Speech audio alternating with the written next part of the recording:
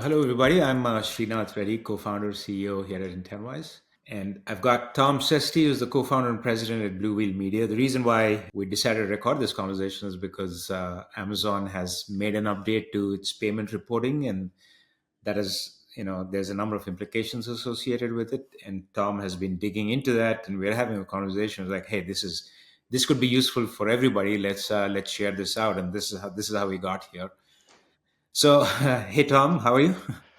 Great, Sreenath. How are you doing? Doing great. Let's dive in, and could you shed some light on specifically what change to payment reporting are we talking about here? Yeah, absolutely. I'm going to share my screen here to give us some context. So, if you haven't heard, there was what I would consider to be a little bit of a quiet announcement through Seller Central on deferred transactions, and this came out October 18th. And Amazon talked about how you would be able to view your reserve payments in the deferred transaction report. Now, some people might be familiar with deferred payments when it comes to invoiced orders, right? Because Amazon, for a while, they've had that split between standard orders and invoiced orders, and you Sure. get deferred payment on the invoice because they're invoicing it's B2B orders essentially, right? So, so that came out, and if you look at the definition though of deferred transaction, they've expanded that definition and they've applied this delivery date policy to it. So essentially, they're saying orders placed by customers typically subject to delivery date policy. Now, if you tie this back and you look specifically at this yellow area, it says previously sales proceeds withheld through delivery date appeared as a lump sum amount in account level reserves. So you used to see this reserves amount, right? When you go into your account and it would just be money they're withholding from you. And Yeah. now they're saying that's called deferred transactions. And when we dug into this deeper, essentially what Amazon is saying is that they're now going to, and maybe this takes a little bit of the mystery out of the black box of the old reserve amounts. Yeah. Amazon's saying, hey, we're going to reserve payment on anything until 7 days after it's delivered to the customer, right? So you used to be able to, understand when it shipped. Now they're saying 7 days after it actually delivers, it's going to be held on reserve. And that is, since reserve is a black box, this at least clarifies that. But what we're seeing this really impact is both the transaction report when you pull it out of Seller Central, and also if you're using the financial events API, which we currently utilize. We partner with Intentwise, and they connect us with the financial events report. It also impacts that. So if you're utilizing transactions and financial events as sort of your source of truth for when an order is actually executed, which we know several clients, several brands that do, right? They don't consider something a sale when it's just ordered. They consider it a sale when Amazon considers it a sale, which used to be when it was shipped. Now Amazon's saying it's 7 days after it's delivered, essentially. I see. And then, so I know that, like, from a downstream impact standpoint, I mean, you are building a number of reporting use cases on top of the financial reporting as it exists today. What are some considerations that anyone that's using all the Seller Central reporting should keep in mind? Yeah, that's a great question. Whether you're using reports right out of the Seller Central interface or whether you're utilizing the API, it should have very similar impacts that you have to consider. So I'm going to show you a little bit in our system companion reporting tool that again we work with Intentwise to pull the data in. This is this is one Seller Central account, and you can see product sales by day, right? This is the business report sales, right?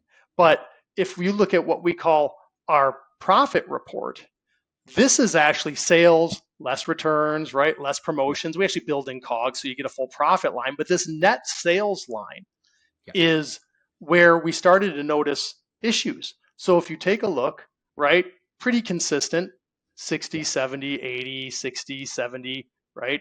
And you look at profit and we're running at, net sales 50, 50, and then it starts to go negative, Yeah. right? Yeah. Yeah. So we're like, well, we looked at this and said, what in the world is going on? So our finance team started to pull the transaction report, and what we saw then in the transaction report, we started to look at the period where that was happening, and we started to see all these zero product sales. All this stuff where zero, zero, zero, no product sales coming in. We're seeing some negatives on returns and refunds, right? And then we're seeing some positives, but those are mostly based on invoiced orders. So as we started to look at this, we're trying to get a feel for, okay, what is the real impact here? How are we? What's going on with our profit? This doesn't make any sense. Yeah. And what we realized is we pulled then both a transaction report and an all orders report.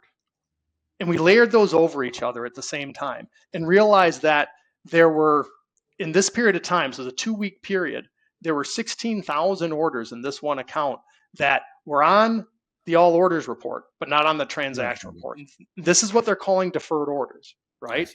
So this means that Amazon is now saying once the order is delivered and 7 days after that, it's going to move out of that deferred state. But until it does that, it's not going to show up on your transaction report. So if you're using the transaction report or basically, the old settlement report, if you're using the financial events and you're utilizing those orders as the standard for when you recognize a sale in your POS or your ERP, that's not going to work anymore because that those orders are no longer available the way they used to be.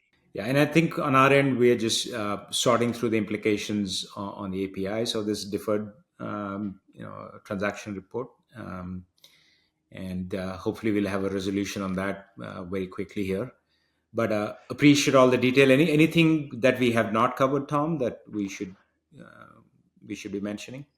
I think a couple of things. So I think it's worth noting that there are manual ways to try and get this information right now out of Seller Central.